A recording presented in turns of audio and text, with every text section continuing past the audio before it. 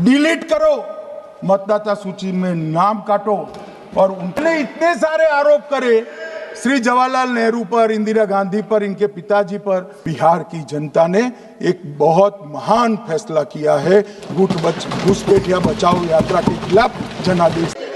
ये 200 बार भी बहसकार करेंगे, एक भी अवैध घुसपैठियों को इस देश में हम वोट नहीं। एनडीए का पॉलिसी है मान्यवर, डिटेक्ट मतलब ढूंढो, डिलीट करो, मतदाता सूची में नाम काटो और उनको डिपोर्ट करो। हम संवैधानिक प्रक्रिया कर कर डिटेक्ट, डिलीट और डिपोर्ट ये पूरा करेंगे। ये क्यों सदन छोड़कर भाग गए?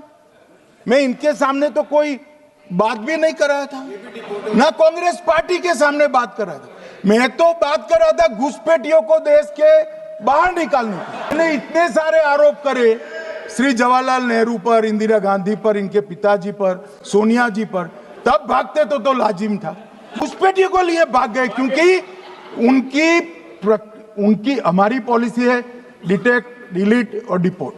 उनकी पॉलिसी है नॉर्मलाइज कर दो घुसपैठ को, उसके बाद में मान्यता प्रदान कर दो और चुनाव में मतदाता सूची में डालकर फॉर्मलाइज कर दो। मगर साहब ये लंबे समय तक नहीं चलना।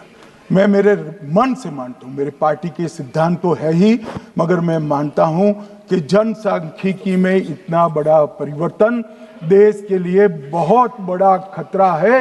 यह देश एक बार जनसांख्यिकी के आधार पर बढ़ चुका है और हम नहीं चाहते कि आने वाली पीढ़ी ये देश के भी बंटवारे दिखे। इसलिए ये बहुत जरूरी है कि इस देश से घुसपैठ को रोकना पड़ेगा।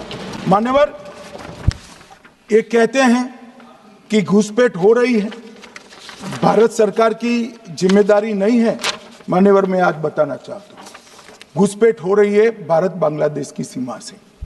वहां पर कुल 2216 किलोमीटर बॉर्डर है, इसमें से 1653 किलोमीटर बॉर्डर बन चुकी है। अब 563 कहां बाकी रही है मान्यवर मालूम है? केवल और केवल एक राज्य बंगाल। आसाम का पूरा हो गया, मेघालय का पूरा हो गया, त्रिपुरा का पूरा हो गया, जम्मू कश्मीर का पूरा हो गया, पंजाब का पूरा हो गया, राजस्थान का पूरा हो गया, गुजरात का पूरा हो गया, खाली बंगाल का बाकी रखा है।